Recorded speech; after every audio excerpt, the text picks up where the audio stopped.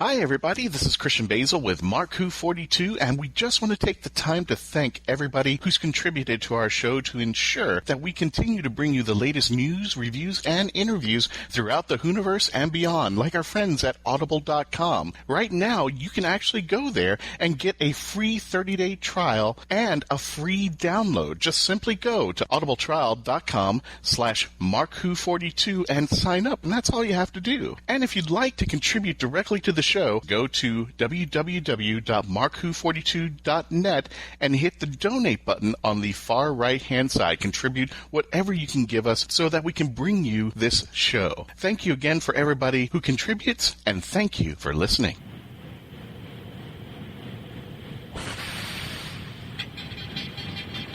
Hi, that's it!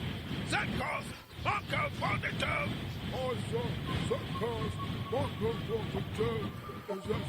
Oh, party logic for him! Circles! Mark-Who42!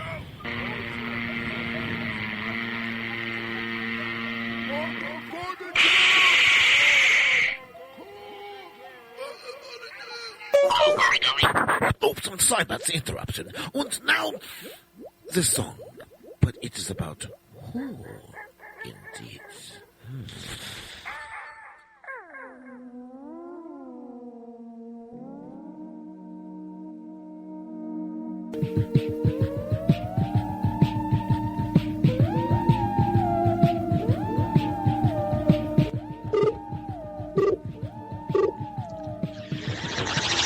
Hi, this is Michael Winslow, and you're listening to Mark, WHO42. That's real.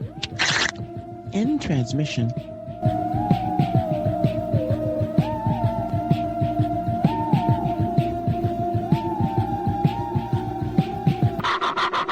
Oops, sorry.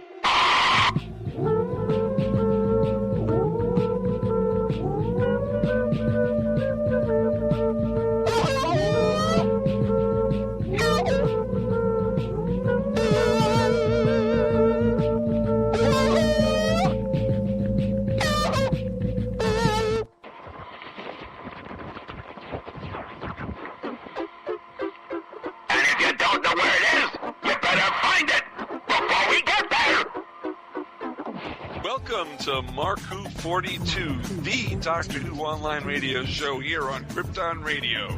I'm your host, Mark Baumgarten, and with me today are... Patricia-Helm. And Eduardo-m-Freyre, still working on the man cave.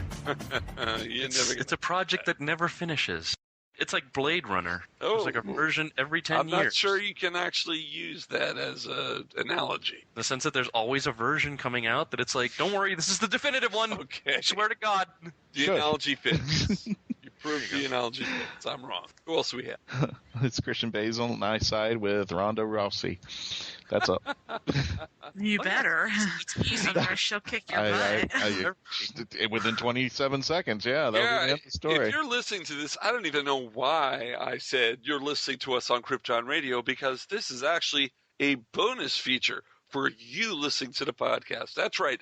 If you are listening to our show on our podcast, you are hearing this. If you are listening to Krypton Radio's version, too bad. You could listen to both. No. Today's show, as promised last week, we have an interview with Michael Winslow, a very famous actor, sound effect with his mouth guy. He's from Police Academy movies. He did Sharknado 3 just recently. And Lava Angela. And Spaceballs. And you're going to love the show. But first... Hey, that's all done from the 1960s! I know, shut up. And now, news. Krypton Radio. Mark, WHO42 News. Begins now. I don't know if you guys all heard, but they're going to be showing Dark Water and Death in Heaven in 3D in the theater here in the United States. Yes, I did. They're showing it in like 25 theaters in my area. It's crazy. Wow, like a 45-minute episode, which is basically 45 minutes of exposition in 3D. Well, 2 episodes in 3D, so it's an hour and a half in 3D. But 45 minutes of that is exposition. Oh, that's right. Set Yeah. up. I forgot how we talked about it in our review. Yeah. You'll have 2 chances to see it on September 15th and 16th. Yeah. And there's some bonus features that come with this. Bonus features. Bonus features, yes. You will be also seeing, it's a prequel scene to the first episode of season 9, and it's called The Doctor's Meditation. And that's all it says. That's all it says. No description. We don't know anything about it except that. No. Is he going to be sitting on top of his TARDIS again in the lotus position? Meditating? If that's all it is, I'm going to be very disappointed. But that would look cool in 3D. It's going to be the Doctor going to Joshua Tree. Oh, no. He's going to go to Joshua Tree and get some help getting into a Zen-like state of mind. Bono's going to come over, and it's going to be sad. And the other bonus feature is going to be an exclusive interview with Peter-Capaldi and Jenna-Coleman, and it's going to be hosted by Will Wheaton. Whoa. Wheaton! Will Wheaton. Wesley Crusher, Will Wheaton. How do you say his name properly? Will Wheaton. Wheaton. Will Wheaton. We have Will Stewie on the show. Will Wheaton. Will Wheaton. Will Wheaton. You're listening to this only on the podcast, though. Don't dare to put this on the record. If you want information about tickets, go to the Fathom Events website. Tickets are available now, and it's actually only in the United States.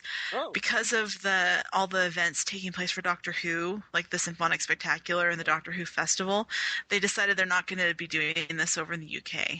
Oh. So sorry, guys. Sorry, listeners in the UK, you won't be able to see 3D version of this story. Well, actually, you'll be able to buy a 3D Blu-ray set on September 22nd. Well, there you go. There you go. There's actually another prequel before the show. It's just us on the screen for 45 minutes in 3D trying to say, Will Wheaton. Will Wheaton. You know, I would actually watch that. So, all right. Michelle Gomez. She has hinted that we may not have seen the last of the Nethersphere. Oh, no, I saw a picture on the internet of the courtyard. Yes. The thing into the new season. It's the same courtyard that was used in The Girl Who Waited. Mm-hmm. But, you know, I mean, Doctor Who has a reputation of reusing locations and stuff, so it could be just they're just reusing it. But Michelle Gomez says, oh, there's no coincidence in Doctor Who. Everything's connected. That's what makes it really spooky in a way. Yes, there's a connection yet to be revealed. A connection to everything. Boy, this show has changed. This show has changed. It's getting a little. Oh God! Haven't we complained about this before? It's like, can we just they had to reuse the location. That's fine. It happens. Star Trek used the same desert how many times? It's like there's the planet Hell set.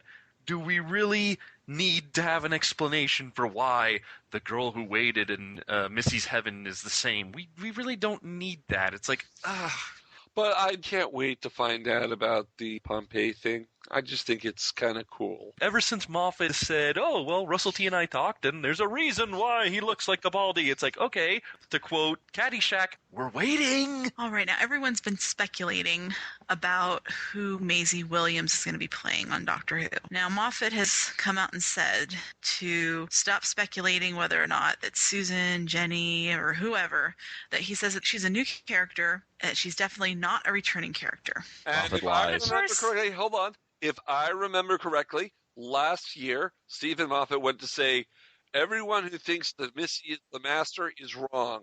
Stop speculating. Exactly. So Moffat, he's misguiding. Well, here's a quote what he said, and I just think it's kind of funny because he says, once you see what she's up to, you'll appreciate what a clever idea the role was. I love how he's patting himself on the back already. It's a significant role. We're just not throwing her away. It's a great part, and she's terrific in it. She is not playing a returning character. She's a new character. She's not a character from the Doctor's past. So I'm guessing when she pulls her mask off at the end of the trailer and he's like, you, and, she says, it took you so long, old man. Everyone's saying, it's from the second episode that she's in. Right. So it's just referring to, the fact that he met her in the previous episode in a different place and time. That it's not, she's someone from the past. I trust Moffat, so, yeah, right. On the other hand, I got to take issue with something that he said. He said, we're just not throwing her away. How is making her an established character that we've seen before throwing her away? Does that mean you threw away John Hurt when you made him the War Doctor? Or is that the exception that proves the rule? I'm actually shocked that Moffat Moffat actually went and said that. He could have let us all just kept on going with this "Who is Maisie" type deal. I'm surprised he didn't let us all just fan out and I think it's because some of us figured it out, and he was trying to say, "You're wrong." Just like the Missy, the Master, we figured it out. One of the four of us figured it out, and he doesn't want anyone to know that we were right. I make Mark Who 42 the most important show on Earth. Hey, well, don't forget when we had Katie Manning, we solved the unit dating controversy. Yeah, so. which I hate to say it, got messed up again in a story with Katie Manning called "The Defectors" that she talked about in a Big Finish story. She messed up the unit dating again, so it's not the 70s. It's not the 70s. Well, you know what? I'm counting it. Okay, she said something happened 8 years ago, and it's like 88, and well, that would make it 1980. But she's supposed to have left the show in 1973. Believe it or not, in Ed's defense on this, Uh-huh. we haven't heard all the episodes. So it could be timey-wimey thing because, remember, the wrong doctor showed up in that episode. And it could be that it screwed up time according to the doctor. So maybe even that was thrown off. So we don't know until the very end. So in Ed's defense, kind of, the unit dating, according to Katie, is correct. So until we reach the end of that row, we are not sure yet. So then it's not solved. Mark this date. I've defended Ed. I was going to say. Thank you, Christian. Thank you. Today is a holiday. Today's a national holiday because you defended Ed. That's Thank you. incredible. I'm saying it's solved. Okay? And anything that was written that screwed it up, that's their fault. No, they got to apologize. They got to apologize. It was solved. Yeah, you sit there and wait. They screwed it. They screwed it up. Big Finish, if you have any complaints that you want to tell us that Ed is wrong, just write to Mark at markwho42.net. Subject line, what the photon? What? Well, I'm not going to say the other word. Hey, Trish, what else is going on in the news? How about subject line, you're wrong? Well, speaking of Big Finish, there's some more news about the Diary of River Song audio that's coming out in January. Uh-huh. They have released some synopsises of the 4 episodes, and a couple of them are interesting. Yeah, can I say something? I'm a little confused about what they're introducing into this Diary of River Song about a second one of something. Yes, that's the thing I'm talking about. Yeah, I'm a little weirded by that, and I'm going to let you talk about it. Okay. Well, the first one is called The Boundless Sea, and the description is, drawn out of self-imposed academic exile by an archaeological dig, River crosses path with British consul Bertie Potts, leading to a secret buried in a lost tomb. I had to reread Bertie Potts a few times because I kept wanting to say Bertie Bott's, which, you know, are the jelly beans from Harry Potter. Anyway, the second one is called I Went to a Marvelous Party. It says, River is invited to the most exclusive gathering, right in the middle of hyperspace. Hosts Gifford and Isabella hold a connection to the mysterious rulers of the universe, but with a murderer on board, is River too late to discover the truth? Now here's the one that's the one Mark is talking about, the one that I'm confused about as well. It's called Signs, and it says, River is on the trail of mysterious planet-killing spore ships. Her only aid is a handsome time-traveling stranger with a connection to her future. Her husband, Mr. Song. Huh. Am I crazy, or can that not be the Doctor? Because has they ever referred to him as Mr. Song? It could be. I haven't heard that. We hadn't been referred to, but that's something that you could probably throw it in and say, yes, this is Mr. Song, just like Amy always referred to as Mr. Pond, as opposed to Mrs. Williams. That's the only thing I can think of. Unless the Doctor's not the only person she married. Because it does go on to say that the 8th Doctor, he doesn't come into play until the 4th story, which is called The Rulers of the Universe. And that says the 8th Doctor is drawn into events as River must contend with the secret society and a face-off with an ancient alien foe, with her future husband caught in the middle. I don't know.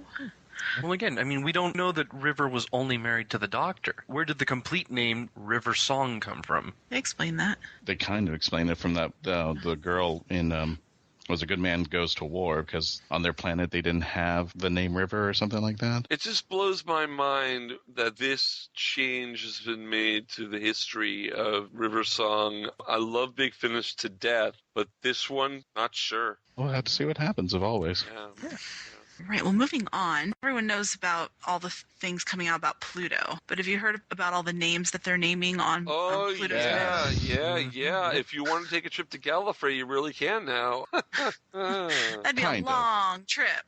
Long trip, but you can do it. Your 3-generation descendants might make it. Yeah, there you go. If they can get the tech. So they decided that on the moon of Pluto, How could it not be a planet if there's a moon? I don't know. If it's a dwarf planet, I guess it has a dwarf moon.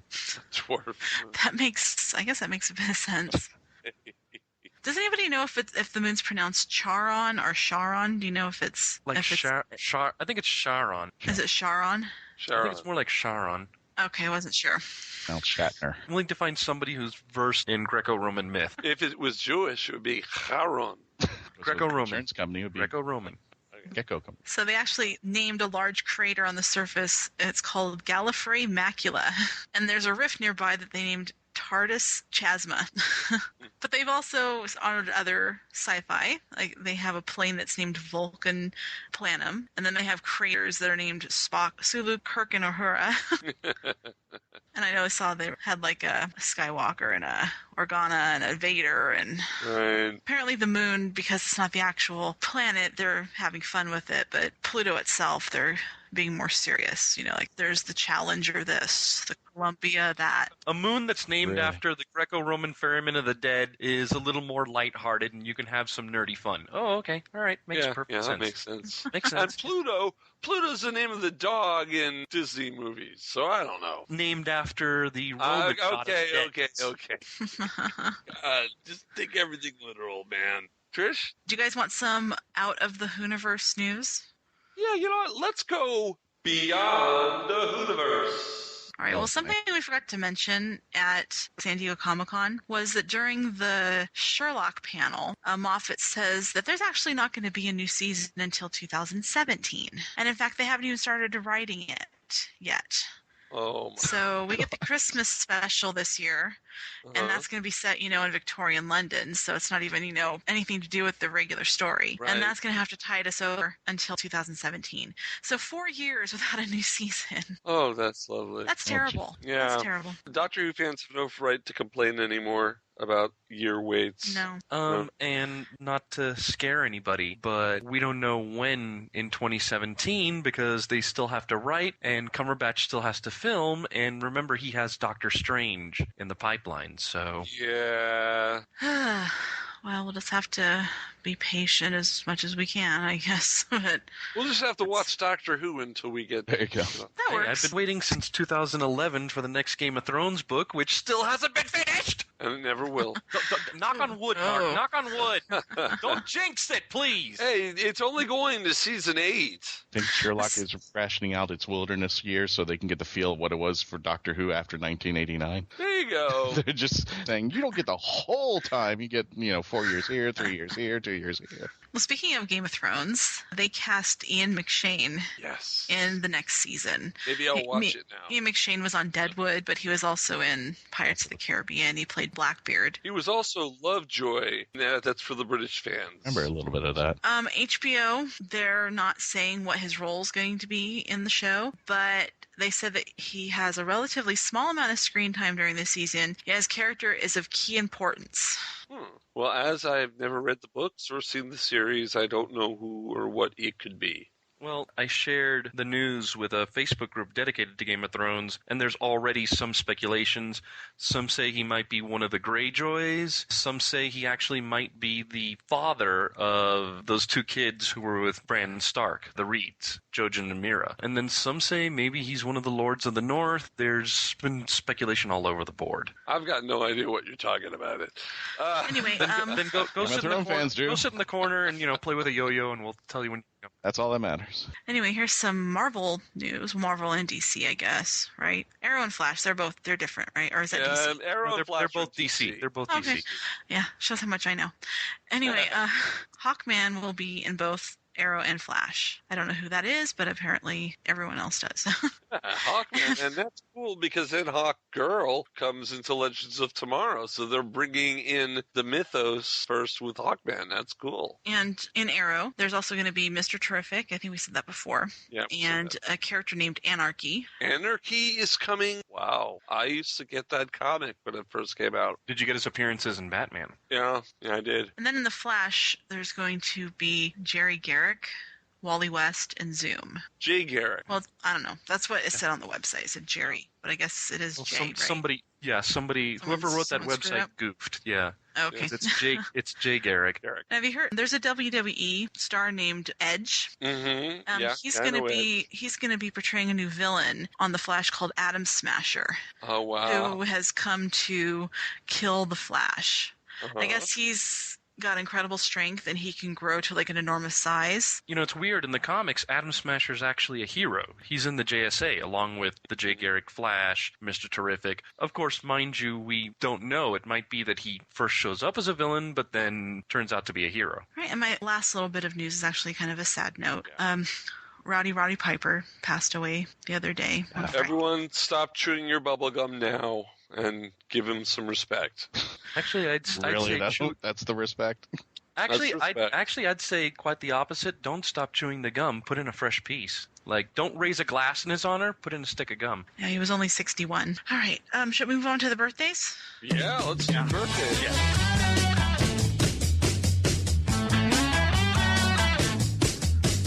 Well, some of these people have passed on, but you know what? I felt that we should still pay tribute to them because they are of big importance to the universe. Okay. So on August 8th is Terry Nation, creator of the Daleks. Oh, wow. Yeah. And Blake 7 and Survivors and a lot of other great British TV. And then on the 9th, Roberta Tovey. She was Susan in Doctor Who and the Daleks movie. Oh, yeah. Yeah, the little girl. On the 10th, we have Kate O'Mara, the Ronnie. And then on the 11th, Ron Granier, the composer of the Doctor Who. Ron Grainer. Yes. The composer without whom we wouldn't be whistling.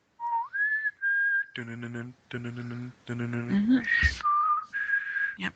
That's everything for this week. That's the news, the birthdays. Wow. Well, I think it went great. So if you're still listening to us, and I hope you are still listening to us, we are going to take a break. And when we come back, we are going to have our exclusive interview with Doctor Who fan Michael Winslow. You know what? Before we go to commercial, I'm going to give a word of warning to our listeners. You're going to want to have your finger on the pause button because this is one of the funniest interviews we've ever done. So you're going to want to have to pause the interview because you'll be so busy laughing, you don't want to miss anything. And it's going to be really off the wall, and unfortunately, I'm not going to be there, but I'm sure that Patty-Hawkins can get this bunch through the interview. So we'll be right back. Oh, and apologies in advance to anybody who was laughing so hard they got a stomach ache. Yeah, don't be drinking milk during this. Sorry because it'll come through your nose and you don't want that. Or aim away from your keyboard. Yeah, definitely. Well, if they got the headphones on and they're listening to their podcast. Aim away from the keyboard, aim away from the listening device, just,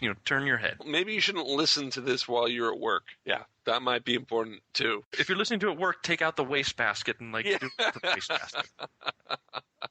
We'll just keep going on with this. We'll never get to the show. No, we're going. We'll be right back after these words. It's Showtime Synergy.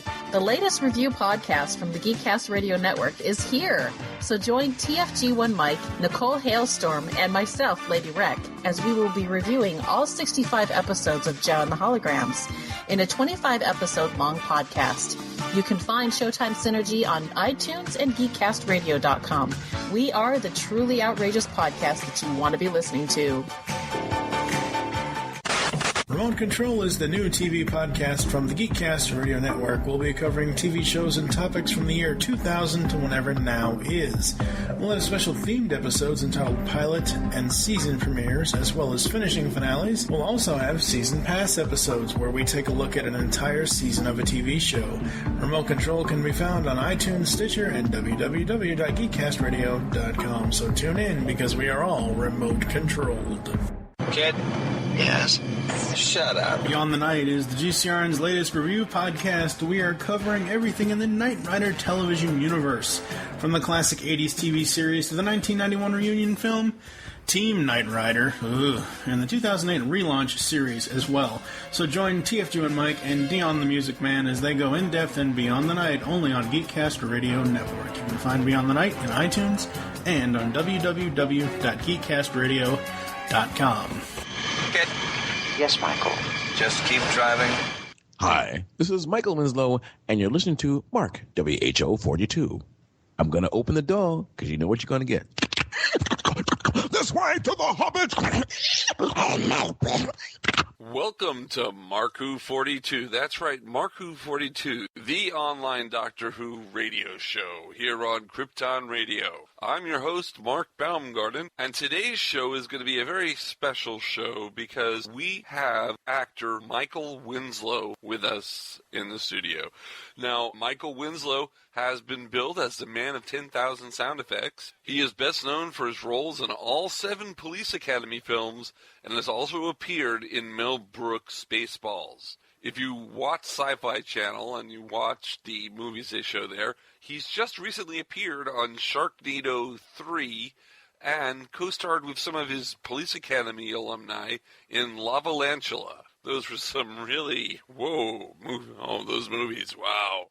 I can't say too much about them. Interviewing Michael Winslow are my co-hosts, Patricia-Helm, Eduardo-m-Freyre, Christian-basel, and Patty-Hawkins. For those of you who are going, hey, this is a Doctor Who radio show, what's going on here? Why is Michael Winslow on? Well, Michael is a Doctor Who fan. And they're going to be talking about a lot of Doctor Who, along with a lot of other stuff. This is going to be the funniest show we've ever done. You've got to be here. You will be laughing hysterically. Here's the interview. Enjoy. Get all these animals and things out of here. We have to do the show, okay? Now, Michael, can you do the TARDIS dematerialization effect? I'm sure we can come up with something. All right. We'll throw it at you, or throw it in anytime the moment's right. I'm not going to try to call you out on anything. Oh, do this effect, do this. If you're going to throw it, put it back and clean it up when you're done. They're going to be thrown.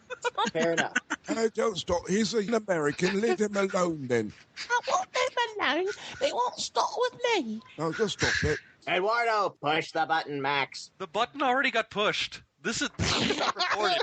This is The where button at one point I just said the heck with it. I'm recording. You didn't hear me. Oh, Speak wow. Record. This is all recorded. Oh, I wish you would warn me, man. I would have made sure I didn't say things like that kind of thing. Nasty word used, $5 fine. Nasty word used, $5 fine. They let anybody on this show. But I got to tell you, man, it is fun to be on this show. And everybody can hear why. Yo, this is so lame. I thought he was going to talk about his appearance at the Gong Show. God, this is the worst podcast ever. Oh, Chuck Barris. I hope he hadn't decided to have me killed. Oh, no, he did the assassinations himself. Come on, didn't you read the book? The only thing he killed was his ratings. Whoa. So, to think about it from the spiritual point of view.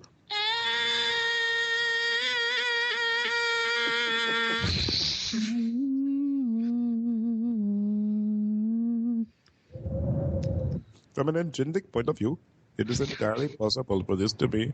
We know this is a Doctor Who podcast, but we hope you've enjoyed this moment of zen with Mr. Winslow. Shall I get the doctor? Shall I have doctor? Which one you want then? I suppose if he doesn't eat his meat, He can't have any pudding. How can you have any pudding if you're not eating your meat?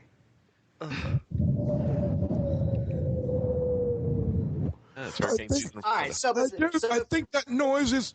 I think the doctor and the TARDIS are next to the division bell. Just look for the division bell. Where were we? I tell you what. I don't know. I don't think anybody's going to forgive us unless we start talking about Spaceballs and Mel Brooks. Ah, of course, Mel Brooks. Of course, I got to be the left one, and I was fine with that. It was fun working, and I did call Mel a few weeks ago, and I asked him, hey man, I heard you're working on Spaceballs Part 2, and he goes, "That's true. I'm working on the development." I said, "So, you gonna remember me?" Of course, Winslow. Of course, I'll put your name on the list. Just like I would never forget the last Pink Floyd song ever written and performed, I would remember you. I simply wasn't the right. It's funny. You're actually the second Mel Brooks alumni we've spoken to in 2 weeks. Well, I think it's time for us to have another Spaceballs, don't you? Background music. I like this. Wow, we've got background music on here now. Michael, here's your chance. Go ahead and ask Mel right here on the show. I'm sure he's listening. Go ahead and just ask him for another Spaceballs. Hey, Mel, if you make another Spaceballs or another anything, I'd love a job. In fact, Mel, listen up, yo. If you've done another Blazing Saddles, I want to be the descendant of the sheriff. Return of Blazing Saddles. You couldn't make that movie now because everyone would sue you. Oh, perfect. Then put them people on that are suing us in the movie, too. Along with their lawyers and the protesters, the people protesting the making of the film, and they all get in the movie. That way you make the movie, and if they sue you, you're still famous. Yes. Return of Blazing Saddles. How about some more bees, Mr. Taggart? I say you boys have had enough. That's right. And now, he's the deputy sheriff. Yes, but we have so many divisions. Yes, we have ICE, we have the DEA, CIA, MPA, PM3, and 3M4s. Yes, but what about ICE? What about the other divisions? Yes, those are all government agencies. It's just that they're abbreviated. Oh, WTF.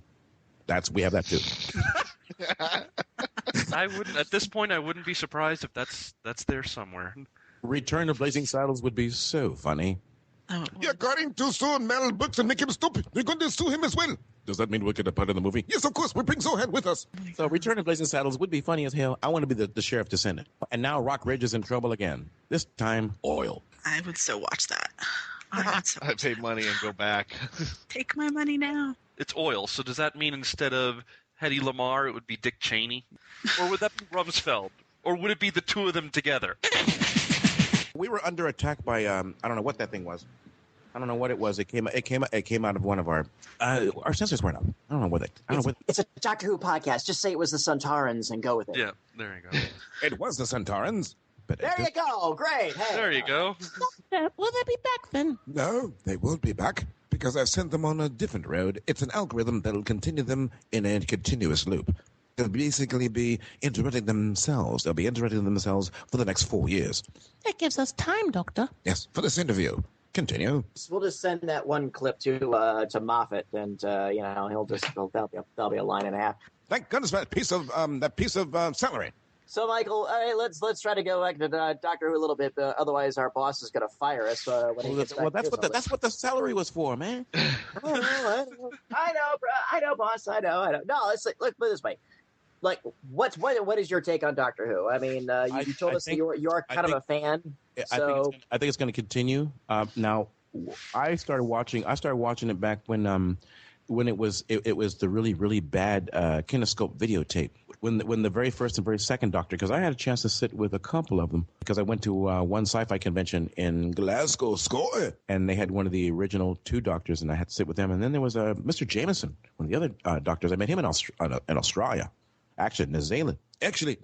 That's where I met him. Is in New Zealand. I was in Christchurch before, like 2 years before the quake. And I got to tell you, these Doctors, I wish they could find a way to get all of the Doctors, the ones that are still surviving, together for a multi-episode where each meets the other and discusses a piece of a puzzle that they don't have. So it required the surviving Doctors from the different dimensions to come together and compare facts, which means each Doctor could go off on his particular tangent of his personality. And it's those tangents that produce the answer to the clue for this one. Each has a piece of the TARDIS that's missing. How's that for an episode? Wow. All right, that worked. They have skirted that idea in audiobook format. But you could so easily do this right now because there's plenty of Doctors still around that I think a Doctor's Council, a council of Doctors, to rate the one that's alive now. Well, here's what they need. You know what they need, Michael? They need an accomplished voice actor who could impersonate the Doctors who are no longer with us. I mean, would you know somebody that might be interested in that gig? if they met your price? Yeah, Chris Rock. What's up with these doctors? You know what? We didn't have a doctor when I was growing up. We had Robitussin. And we had the cheap stuff from Walgreens. It was just called Tussin. And when you run out, you know what Mom would do? Put water in the bottle, shake it up, and use some more Tussin. There we go, man. Now, you skirt on Broke your leg, Robitussin. You skirted on an interesting evolution of your fandom because you went to conventions and you got exposed to it like sort of peripherally, it seems, and I'm fascinated by that because it wasn't like you ever watched it on TV or whatever. But again, just being on the con circuit for all these years, and your table's next to a Doctor Who guy, I think it's really interesting. At what point did you and to suddenly be on radio with them, like because sometimes the promoters would want us to go on radio sometimes and promote, so it would get very strange to have the noise guy and then one of the Doctor Who doctors on there because I would start doing the background noises of stuff he was talking about, and it would start to get him mad. And the people listening going, "Is this an episode? What the hell's going on?" And I got to. You have to understand, just by osmosis, because the Chris Rock impression I did was actually from one of his routines. Right. See, Chris would have been just as affected by Doctor Who. I think it's because when you're immersed in the culture, you start to take it on. And I think Chris, as opposed to Louis C.K., all these folks, if we were immersed in it, we would embrace it. I mean, look what's going on now with all the sci-fis and the superhero things. We're finding people are catching up to it. Finally, Doctor Who's become a world phenomenon, not just a UK one or British Commonwealth one. It is now it is now a world phenomenon. People in Africa are going, "Oh yes, Doctor Who. I like the previous one, not the one after David Tennant, the one after David with the big hair. His hair, beautiful hair, love him. That Doctor Who, beautiful. I watch him. You see, in Joburg, we watch Doctor Who. We watch Doctor Who and Joburg. But Michael, how did you come across Doctor Who? My brother used to watch it because we used to on PBS. See, in America, it's PBS that we used to get the Doctor Who episodes. From PBS because it was through cable, so we were getting them late, albeit late. It was just incredible. Just the look of it, and it was gritty, it was raw, and it wasn't finished, and the effects were very. Star Trek was better, but the concepts were better. Now, when you're on the convention circuit, did you ever meet somebody? There's Colin Baker, a former Doctor Who. You're like, no, that's not Doctor Who. I did a convention last week, and you're not the real Doctor. Did you ever get a point where you're like, oh no, they're different guys? Okay. No, I accept the fact that they're different guys, but you want to walk up and pinch them to make sure that they're real. But the women already do that. Oh, okay. Well, yeah. Mostly for David Tennant. The women already are pinching him, and the other doctors say, "Come on, man! All these guys are hunks." When they go on these shows, and everybody loves it. It is a phenomenon because don't forget, it's not just in English. Doctor Who's in all these different languages, so everybody's a fan in different countries. It's different now. Here's my question to you. Let's say you were actually to get a call from Steven-Moffat, and he said, we're going to be shooting an episode in America. We want you to be a part of it. In your dreams, do you want to be a human ally to the Doctor, or would you actually want to be put in alien makeup? I'll take either because after being Stripe in Gremlins, I understand the value of a devious role. So I'll take either. I would love to be a doctor's assistant for a while. I'd love to be like you call a sprite on his shoulder that only he can see, and that's because of that stupid piece of celery. And don't forget, behind the scenes, I could provide them noises that even Star Wars doesn't have. I could just see you walking around being the Capaldi's companion, walking around the TARDIS and making the sonic screwdriver noise, even though he's not even using it. And he keeps checking his pocket, going, "Why does that thing keep going off every 5 seconds?" Yeah, well, you told me to clean the windows, and that's how I use it. Wait, hang on, Doc. Before the world ends, hang on a second. All right, go ahead. Even the darkness going, "Oh, he pisses me off." Michael, when did you start doing the convention circuit? Oh, quite a while ago, and off and on. There's periods where I'll just do them for like a year straight, and then there'll be a couple of years where I won't. It just depends. It just depends on like Dragon Con. I did that one. That was great because it was me and Eric Estrada for the parade. and for some reason, the pirates wanted to get into fights with the stormtroopers. And I could never figure out why these guys always wanted to beat each other up. And then I forgot about the Kelly's Hero contingent that was in between them. I said, oh, okay. Wait, there was a Kelly's Heroes cosplay group? Yes, there's a Kelly's Hero contingent in Atlanta. What? I gotta find these guys. Go figure, because they were there. They were there. It was them, the pirates, the stormtroopers, and the Atlanta police were not pleased because they each wanted to fight. I said, could you just start this parade early, please? And please stop riling the pirates. Stop doing the pirate noises, please. Is that what the birdie's doing in the background? Because I kept going, hey, I tell you what, where does a pirate go for lunch? Arby's. And we only go to movies rated and Sesame Street is brought to you by the letter You see, at least you can have fun with them. My experience with the 501st is that they have no sense of humor whatsoever. Well, we worked on it, and lucky for me, lucky for Eric Estrada, he was on a motorcycle, so he was able to ride around them and around them and around them, and we got the parade underway, and luckily no fight. Well, that's good. That's Kelly's Heroes. God damn, I'm befuddled by that. What's been your craziest convention experience? Well, gotta ask yourself. A man's got those limitations. Oh, hey man, he just take the Gran Torino. Go ahead, man. Go ahead. That's Clint. He's talking to a damn chair again. I'm sorry. What was your question? I'm sorry. What was your question? I was just watching El Rey Network. I was watching Chuck Barris versus ISIS with Nicki Minaj. I'd pay real money to see that. I tell you what, Chuck Norris and Nicki Minaj, that butt and the kick butt, they beat ISIS. Hands down, or in that case, is it hands up? I can't decide. What a bunch of ice holes! I can say that. Yeah. Hey. On Expendables 4, next movie. Get to the chopper, hurry! I'm actually flying one. Get in the chopper. My question was, barring the almost being involved in a cosplay riot between Kelly's Heroes cosplayers, the 501st, and the local pirate brigade, what would you say would be your craziest convention experience so far? Besides that one, granted, that one does take the cake. That was crazy. Well, there was some crazy stuff at the one in England, in the south of England. Where they, I'm trying to remember the name of this one because it was beautifully done because we were out in the country in the British countryside where they remember where the Imitation Game was supposed to have taken place back in World War II. It was out in the kind of sorta, yeah. Yes, it was a nice area, a really nice area out there, and I ran into Avery Brooks. I ran into all the folks from Deep Space Nine. I ran into everything at the same time, and having Captain Sisko hanging out with you, man, I think I had too much to drink.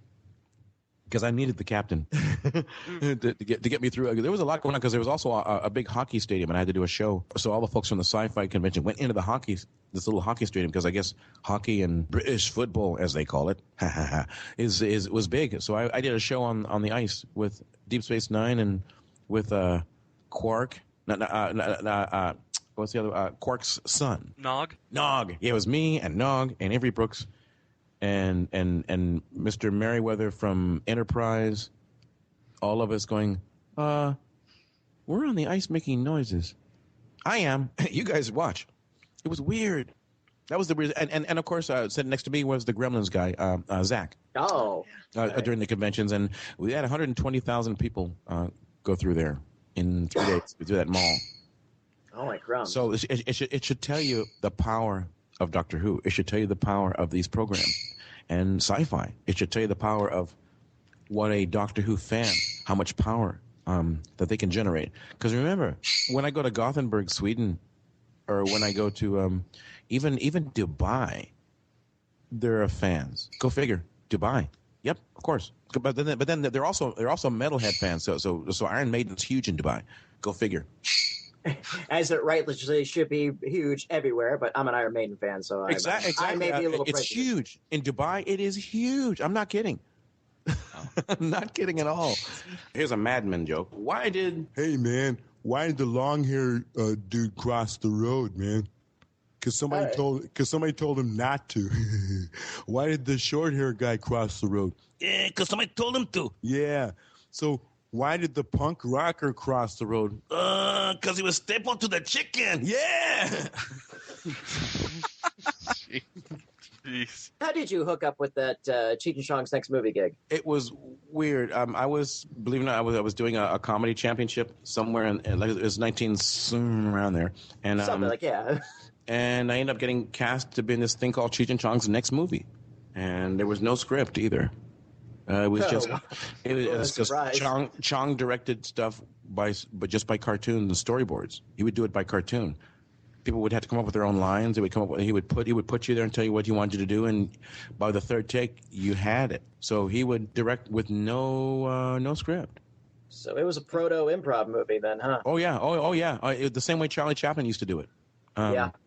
So I ended up getting lucky enough to get into that, and then from there, other roles happened. But I got lucky. That was kind of the one that first, I think, because we compare to say, got you kind of noticed to a certain extent when you did the Jimi Hendrix thing, wasn't it? At least as far as like films go, maybe. Well, that and the Gong Show, yeah. The Gong Show, yeah.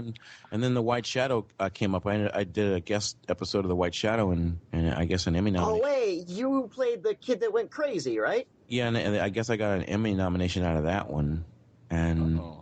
Then from there, more, things were. There is no such thing as an overnight success unless you're talking about YouTube. Yeah. but all these overnight successes took years. I mean, Robin took years. Robin was an overnight success, but it took years. Going back to that White Shadow appearance, I remember seeing that Psyched when I Out. was younger. The Psyched Out episode, yes. Yeah, but I remember that was a really great performance because you started out and you're very funny and okay, it's the class clown, but then through the second act you begin to realize, wait, this kid's not right, and He was scary. He was. Yeah, he went from being funny to being scary to being sad scary. And he had no family. He had nothing. The kid had nothing. Yeah, and that deserved it. And I mean, absolutely, kudos on you. Have you ever tried to push in a more dramatic direction? I do. Every so often, I do. We did a thing called A Veterans Affair, which is, I guess, it's on YouTube or online. But there are dramatic roles, and I'll take them in other countries. It isn't always just comedy. I mean, I've done comedy roles. A lot of German television, a lot of German productions. There's a big celebrity named Mr. Thomas Gottschalk. He's huge in Germany and Austria and the big countries up there. He used to host a show called Wetten das, which is called Guess What? And it was big, kind of like ABC's That's Incredible. Yeah. But it was like a German version of that. But they would make bets on whether or not you could pull it off.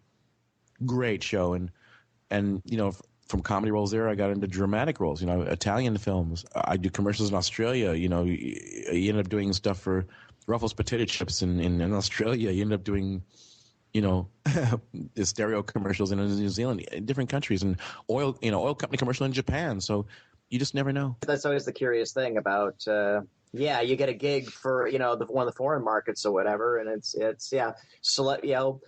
A-lister one country, and and then the cult figure, and then the next one. Yeah, and like I opened for was it Great White in was it Finland?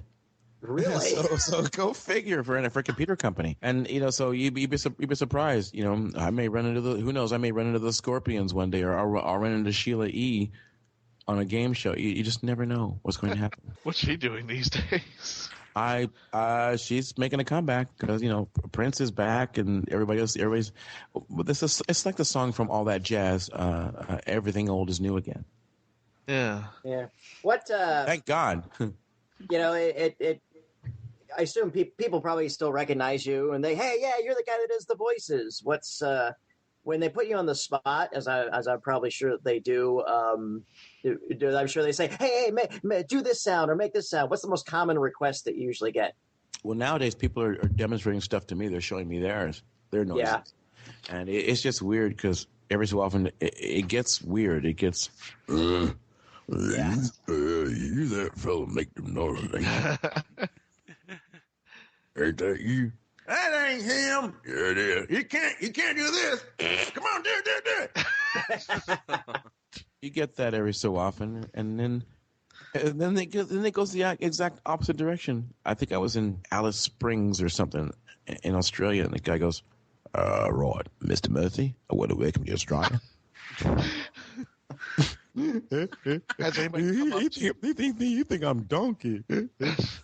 Has anybody come up to you and said you inspired them to do what you do? Oh, I get that a lot, and they said their parents still don't like me. Oh, my mom loves you, though. Well, usually when people are mad, I tell them my name is Chris Tucker. Look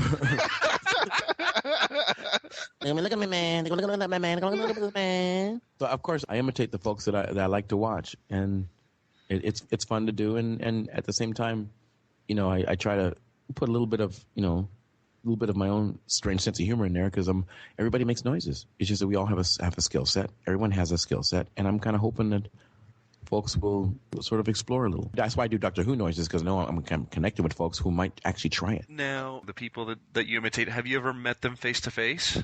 Some folks I have.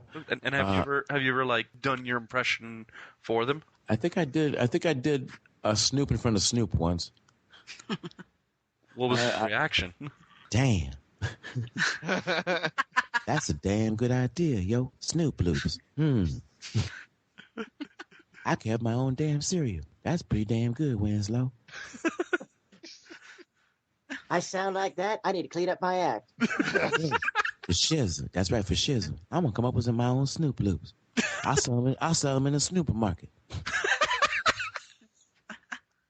That hard. Hey, Michael. He said that's what he wanted to do. Open up a bunch of bodegas. I call them Snoopermarkets. I said, that's a good idea, Snoop. Is there something that you've tried to capture that you just weren't ever satisfied by? I mean, you could do it and people say, oh, that's a good impersonation of that sound or that person, but just for you personally, it's like, this one still bothers me. Well, because of the benefit of these wonderful technologies which have finally caught up to me, with the wonderful advent of Pro Tools and GarageBand and Logic and Ableton and some other nice little wonderful toys that I don't have yet, I'm able to in the studio, if I need it for a film or something, I can find a way. I can come up with a sound. It's just going to take me a few hours, but I'll come up with it. It is attainable. It just requires some production. I just have to take the voice and put it through some things, but yes, it's attainable. It just takes time. We'll be back with more of this great interview with Michael Winslow after this. Attention all Whovians! While you're waiting for the new episode of Doctor Who, start your own adventures with a book from Mark Who 42 Books. They carry unique and rare books at affordable prices. Visit Amazon.com/shops/Mark Who 42. That's Amazon.com/shops/Mark Who 42. Mark Who 42 Books. Set your imagination free into the Whoniverse. Hi, this is Michael Winslow from Police Academy 1 through Infinity and Spaceballs with Mel Brooks. And you're watching Insert Here. You're listening to Mark Who 42 here on Krypton Radio, and we are interviewing Michael Winslow. Patty-Hawkins, Christian-basel, Eduardo-m-Freyre, and Patricia-Helm are conducting it. It's been funny so far. You ain't heard nothing yet. I wanted to know, how much trouble did you get in when you were in school? All of it. As much as you can possibly imagine. And not at first, because what I would do is, there was a class clown that was in my class, so I would just make him think he did it. Oh. And you could pile stuff onto a kid who's already being stupid. But the teacher did have a thing about having a squirrel in her desk. This wasn't funny. It was to me. It was to us. But the squirrel in the desk noise and fingernails on the chalkboard. Let's see. The sound of flies in the cafeteria with the hairnet women. Let's see. Oh, man. Talking food in the Chinese restaurant next to Burger King. What? If they kick you out, you don't have to pay. Oh, wow. It's awesome. Well, you can't argue with that logic. That's for sure. I mean, in fact, I do that in my show now. Whenever I do my routine where I'm in a Chinese restaurant and I say I want fresh chicken, lady goes in the back.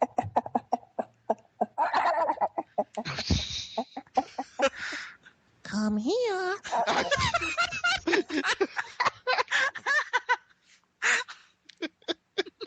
Have the noises that you make, have they ever gotten you like in serious trouble as an adult? Not anymore. Okay. One of the things I don't do is when I'm in a different country, I don't do the accent when I'm with them. Because then they think you are Italian. You get in bigger trouble. You start bigger trouble. You get in the bigger, you don't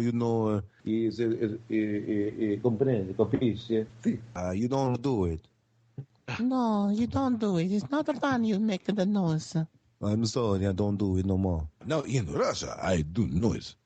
It's transcription. I actually I'd heard a story that when you were filming Police Academy Mission in Moscow, that you got the attention of the Russian authorities. Yeah. It's a long story. We don't talk about that. The thing is, when you take equipment overseas, the frequencies are different. So production made a mistake. They put wireless microphones on us, and we were in Gorky Park, and I was practicing some stuff. I was on one of those stunt bikes. I was practicing noises, and because to save money, because it costs money to rent wireless microphones, so they used the ones from the U.S. and they put it on me. And little did I know that the frequency that these were set at was the same as the ministries of military. Oh my God! Oh jeez! So I was doing this. I was doing the sound of a dog being beaten up by a guy while the dog was biting a cat, and the guy was beating up the dog for biting the cat, and both of the dog and the cat were cursing in Russian. So the range on these microphones, the range on these lavaliers is supposed to be, 200, 300 feet, and it went, I think, 6 kilometers. I'm guessing happy ending because, I mean, you're talking to us now. So the transponder goes, and they go, yeah, what you person with American police uniform, you come here. You explain why you make noise. Yo, man, it's not my fault, man. They were pretty angry until they found out it was Police Academy. Okay. Very, very funny. There'll be a $2,000 fine, but very funny. Sign. There was a couple other things during curfew that I can't talk about right now, but yeah, it was fun. It was fun. I didn't know I could. I didn't know I guess my Russian cursing dog beating up a cat was pretty effective. Especially to the Russian military. And the electric drill noises didn't help either. Maybe I started. I don't know. I'm hoping I didn't start that war. I'm just curious about what would happen with listening and receiving that noise to the poor guy who has to listen to that, and what the first thing he is in the thought of his head. Going. I'm sure he thought that that Yeltsin and them were down on Gorky Park starting some weird stuff, and we need to send the tanks down there because I don't know what the hell this is. They got these animals. They're teaching them to protest and curse in Russian, and somebody's got a drill making them say it. We need somebody down there now. It's a great place if you're a truck tire. Oh my God! Just kidding. No, but I'm saying back then because it was Yeltsin had just. I was about to say that was a really interesting turning point in Russian history. It just started, and the whole thing had just started. It was just within a matter of days before he stood on the tank. Mm-hmm. We were there. It's my first and my last revolution. Thank you very much. And I'm hoping things are better, and I'm hoping everybody's doing great out there, because one day I hope to perform out there again. But I'm hoping things work out. I really do hope things work out, because they are. I love going to these countries, man. It's just that I want to do so safely. They are starting to do like media and comic conventions now in Moscow. So I've spoken to some guys like James O'Barr. I was hanging out with him recently, and he said, I just went to a convention in Moscow, which was like so bizarre. But he was like, the neat thing is that they're like 20 years behind. So my comic that came out in the mid '90s was all of a sudden now they discovered it, and it's all great. So it's so they're still watching Richie Rich. Oh yes. Oh yeah. Well, catching up, man. Oh, absolutely. Oh, heck yes. 20 years behind Richie in Rich, comics. Yeah. Oh, Lord. What happens when they get to Marvel's Civil War? I don't know, but Romanoff will get a big role. So Natasha will get a big role. So, and by the way, Lucy was good. I like Lucy. When is there going to be a Doctor Who movie? I'm waiting for a feature film. That's what I'm waiting for. Oh, Lord, you and everybody else. Yeah. Well, maybe we can help. Let's just start a campaign. Look, if we can get Betty White on Saturday Night Live, then we can probably campaign ourselves a Doctor Who feature. I think it all boils down to the showrunners will only allow it if you have Capaldi, the present Doctor, doing it. And I think Hollywood Big Money says, we want one of the more pretty younger Doctors. Instead. Then what you do is you have them all. You can have your kids. That's what we've said, but, you know Hollywood. We know what? If Captain America and the Avengers assemble and Ultron, if they can do multiple storylines with compound systems the way the Trek folks have done it, then they can do that here. I actually think you can get a better chance at a campaign on getting Betty White on Doctor Who than a Doctor Who movie coming out there. Dear. Well, you know what? Betty would be kind of cool. I would too. Oh, man. A one-off companion, I'd do it. You know what? The Doctor goes back to the 1940s. He runs into Hercule Poirot. He runs into Betty White. He runs into Agatha Christie, and he gets enamored with Betty White, and she helps him figure something out. She helps him figure out why Murder, She Wrote has so many different Irish accents, even though they're all in one town. Moffat, if you're listening, it's a really small town. Oh, Jessica Fletcher, Pepperidge Farm, even though I'm Irish. I think a Doctor Who feature would be great because I just saw the trailer for The Man from U.N.C.L.E. Trish and I saw that the other day. So what do you think? I want to see it. It looks cool. Plus, I love Guy Ritchie's stuff, so I'm sold. What? He will probably pull it off because Lock, Stock, and Two Smoking Barrels was wrong. No, for me, it's Snatch. Yeah, the also very wrong kind of picture. So that means Man from U.N.C.L.E. will be great. Maybe we could give Doctor Who to Guy Ritchie. Oh, dear Lord. Explosions. I don't know if the universe is ready for Doctor Who done by Guy Ritchie. Oh. The ending would be... It would be funny as hell. I don't care. Oh. The ending would be the Master and the Doctor at fisticuffs going, of course, shirtless off of... And you know what? And you know who the ref would be? Quentin Tarantino. Because I notice when I watch all these networks, I'm kind of hoping that some of the Doctor Who stuff will spill over into El Rey, like at 2 or 3 in the morning. Because I noticed they have the interviews with the directors. I noticed that Rodriguez interviews interviews Tarantino, he interviews Zemeckis and Coppola. Maybe because of the action and how many years, maybe it's time for some more directors to be on there, including our Doctor Who. Have you ever seen the spinoffs like Torchwood? Yes, of course. Sarah Jane. Okay. Well, what do you think about Torchwood coming back as an audio now, as opposed to being on TV? Well, I think they're going to try to build market with it, and then there'll be a graphic novel. They'll try to build with it. It's doable. But remember, Torchwood was begun from out of a misunderstanding. Right. So maybe that misunderstanding can be rectified and come back to TV. Because remember, the whole Torchwood, the reason why they started it was to keep track of all this weird stuff coming through our dimension. Yeah, and I wouldn't say it lost its way. I think it was trying to reboot itself, and then it just kind of died out because... You need a writer with a weird sense of humor. That's how this works. The reason why the Doctor works is because his sense of humor is off, baby. but it applies. Well, the problem with when they brought it over to... years old, yours be too. Well, yes. You're right. When they brought it to Stars, unlike the first series, it was hard because what made, I think, and a lot of the critics are saying, you can't come into this like third episode and still be going on with it because of that story arc. It was hardcore based in there.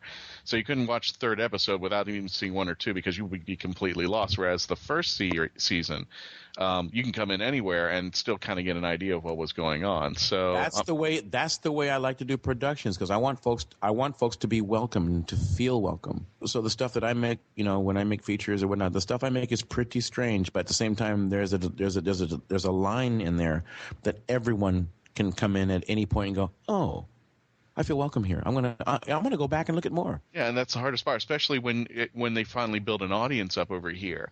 Somebody could come in, if it's an episode, if it's a series that only has 13 seasons, and somebody decides, I'm going to come in on episode 12. They can still kick it up and say, I really want to see the first 11. Now that I've seen the ending, now I want to go back and see the beginning. And with this one, it was just so cluster. The story arch was so embedded into everything that if you didn't understand it, you were just going, "What the heck is going on here?" Yeah, that's it. I would be honored to be it. Just now that I think about it, I want to be in one of these. I really would love to be in one Doctor Who. Maybe we're one where there's where comedy is the thing that releases something, and he has to deal with a bunch of stand-ups. where he'll have to deal with the British stand-ups and the American ones and whatever else. So he'll have to actually learn timing, because comedy timing is also a different time. So he would have to learn timing in order to be able to get through this. I could totally see you having some light prosthetics. You would be an alien comedian. It'd be interesting to see you transpose, be like, okay, well, coming from a slightly different planet and doing humor that to your own race is hysterical with the references and stuff. And of course, the Doctor will think it's hysterical because he knows that species. He gets the humor, and of course, his companion is completely befuddled. I hope they do it right, because I'm still reeling over that Joe Piscopo episode with the Next Generation that was just a little. I get it, but it was just a little weird.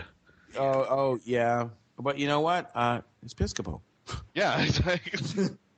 Hey, that wasn't. But true. Christian. Yeah, tell that to his face. He'll rip you apart. Today. Christian. I'll tell Chris Rucker. I'll tell him Chris Tucker said it. No, but you gotta admit the Joe Piscopo Next Generation episode is not as bad as when they decided to have The Rock on Star Trek Voyager as some sort of intergalactic ultimate fighting champion. That was a bit out there, but it gives you an idea of what was coming. Yeah, well, I will say this, though. I do remember what Majel Barrett said about it. She's like, oh, give me a break. So when are we going to do monster trucks? You know what? Monster trucks in space? Hey, Majel. Yo, computer, you right, girl. I miss her. I miss Majel. You know what? She is right. Space trucks? No, I think that was a movie, a B sci-fi movie with Dennis Hopper. Space Truckers, yes. Space Truck, yeah, the Dennis Hopper. With the pigs, the square pigs. The square, that was actually fun. I thought that was funny as hell. I laughed at that. It was different kind. Square pigs, and he's feeding them hot dogs to square pigs. I forgot about that part. Hey, you made the trip with me. Here you go, buddy. I wanted to do a quick condolences and shout out to the family of Christopher Lee. Oh yeah. Because he was a good friend. He was a good man, a good friend, and I didn't know him that well, but I knew him enough that he was my friend. And he was in Police Academy 7 with me. He's in Moscow with you, yeah. Yes, he was our commandant. Mm-hmm. And he would tell me stories about the movies he was in and running into Yul Brynner and great stories, because remember he was Croatian, so he was very happy, when the independence thing, and he was sad, and when the war broke out. But this man, I mean, he knew Dracula better than Dracula knew Dracula. He had the blood, He was Count Dooku. I mean, all the roles that he's played in, he was really nice to me, and I wanted to give my best condolences to him, because he taught me a few things, and I didn't get a chance to work with him other than that one movie, but he was a real genuine nice man. Yeah, he was a good guy. He was a good guy. I've at least seen who has come across him that I've talked to. He said not a bad thing to say about him at all. He's like the sweetest guy. Well, he made me stretch. He made me think. He invited me to come to London, and I wish I had. He invited me to come to London and go places when he would do charity benefits. He would go traveling. He invited me, and I wish I had. I wish I had the time and the ability to do so, because he affected me.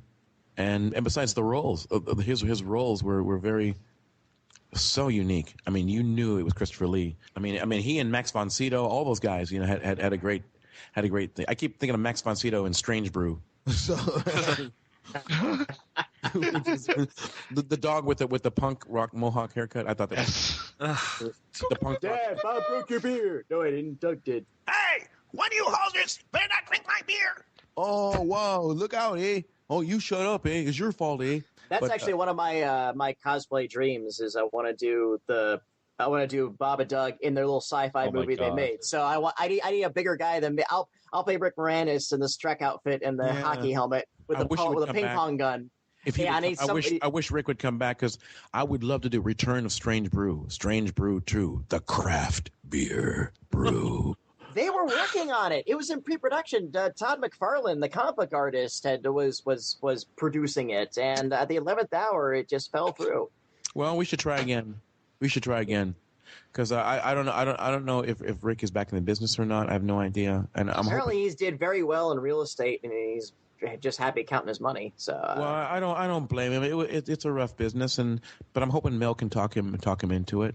But I would think at least Rick is in this position. Like he can just say where he wants to go and what he wants to do. But he just, I think he did like 1 or 2 things and then he just disappeared. Yeah, and I understand why. I can't say why, but I understand. I can't say on camera why, but I understand. I understand. I've heard the story. I've heard the story, and yeah, I understand it too. No worries, Rick. Whatever you want to do, man, I'm with you. I'm with him 100%. I hope that we can do Spaceballs too. I really would like to see it happen. And yes, I want on an episode of Doctor Who. Moffat, you heard it here. Definitely big finish. Definitely. All right, so you know what? And if nothing else, I'll give him noises. I'll upgrade his Daleks for him. I'll upgrade some of the noises for him. In fact, the TARDIS is due for a 100 million parsec upgrade. The refit, yeah. It needs to have a 100 million parsec refit. It's just a service patch. What's up, Michael? You saved the intentions, so why don't we end? Why don't you go ahead and do your audition reel for Moffat for us?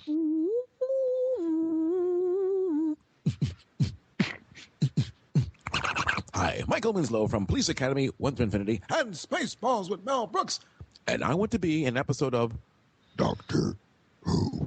Please submit Mr. Winslow now. Thank you. Please press pound.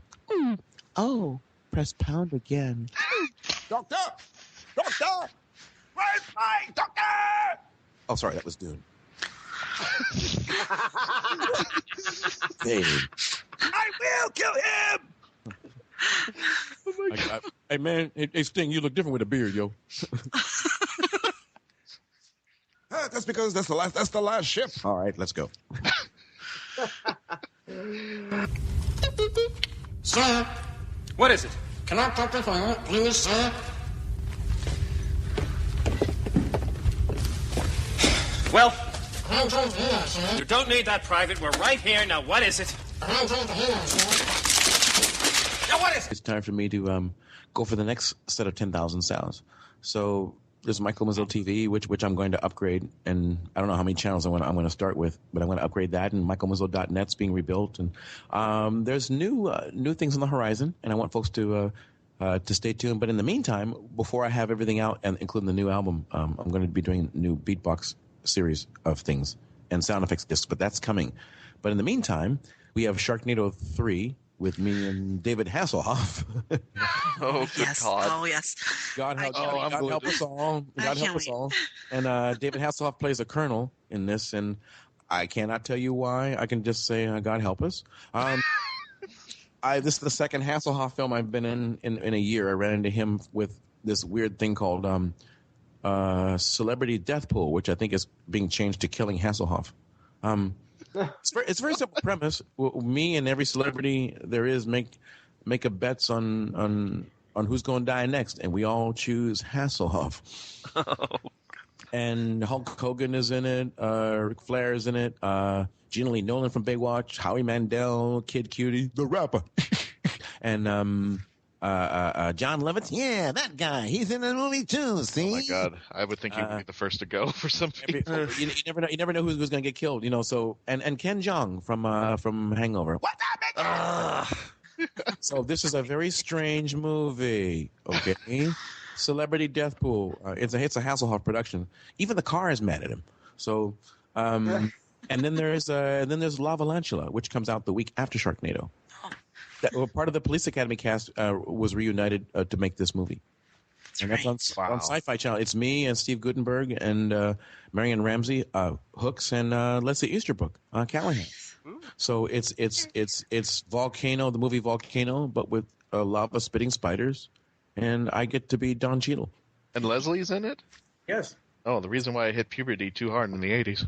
Well, she's in it too, and she's related to Steve Guttenberg's lead role character.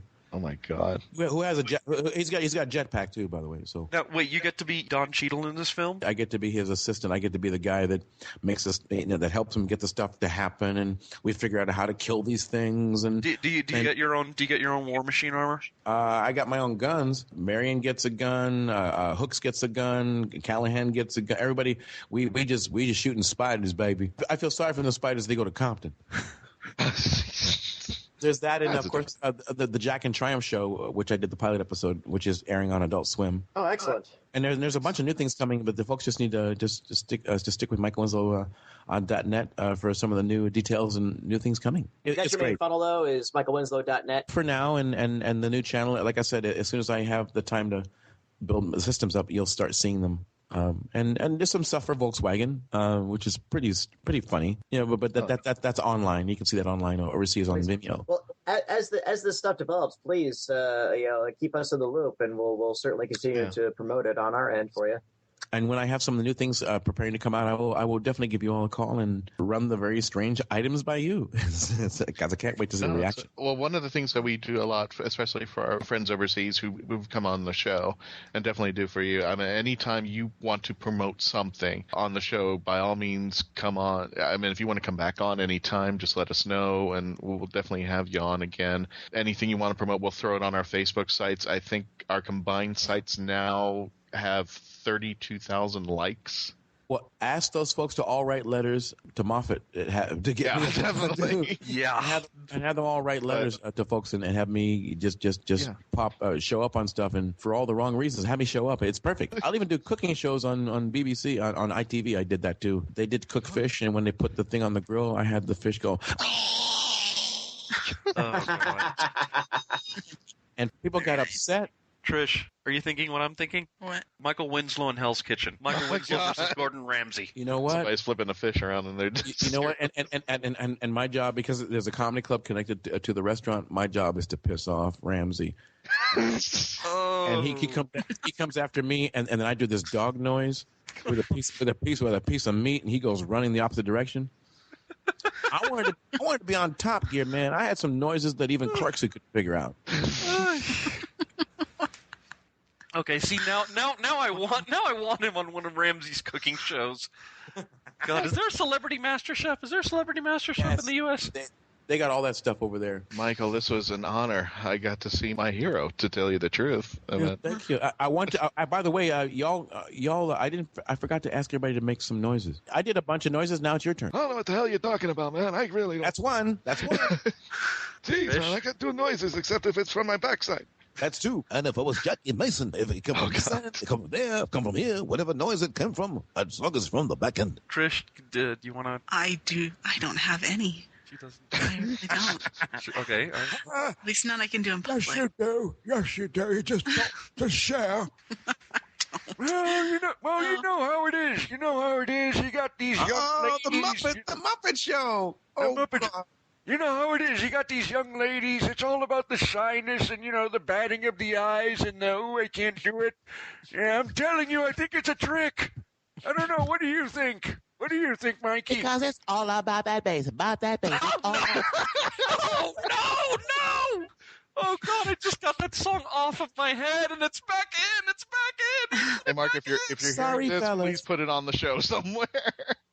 Sorry, fellas. It's all about that butt. No. And now Nicki Minaj wants to kill me. It's all about that butt. That's so funny. Michael, do you do the improv over on iDrive in Orlando? I have. I've played it before, yes. Are you planning to go back there anytime soon? I'm sure something can be arranged. Oh, okay. Deal.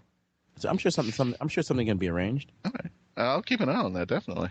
Absolutely. Well, thanks for doing noises. I appreciate it. well, that's noises we could do. Well, why don't you work on a couple, and then the next time you'll have some things we could play with. Just one show of us doing noises for an hour, or accents, because we can throw accents back and forth and make a whole episode.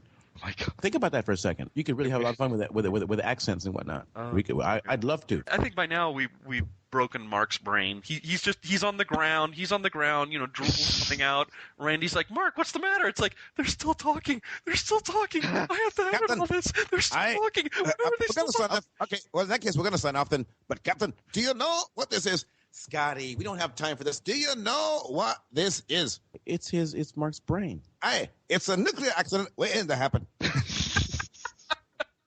Well, Michael, thank you so much for spending this afternoon with us, bro. Anytime, Michael. Thanks for having me on your show. I'd like to thank Michael Winslow for doing the show.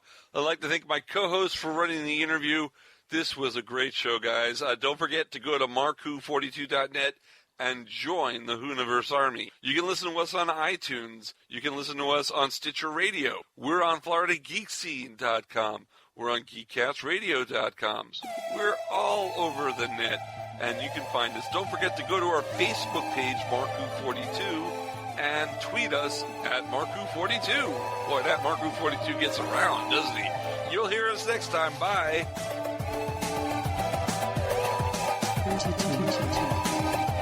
Mark Who 42 was written and presented by Mark Baumgarten, Patricia-Helm, Christian-basel, Patty-Hawkins, and Eduardo-m-Freyre.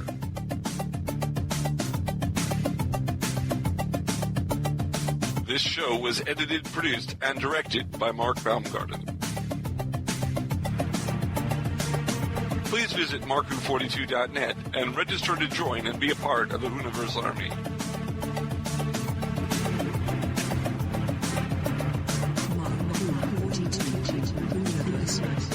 We can be contacted by email at mark@markwho42.net with the subject line ?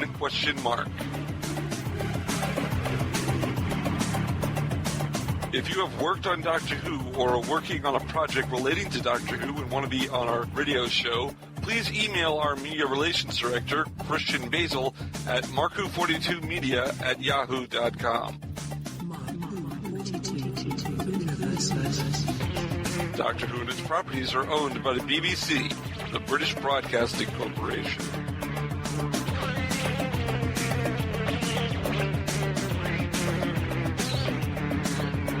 This show is owned and copyrighted by Mark Baumgarten, 2015.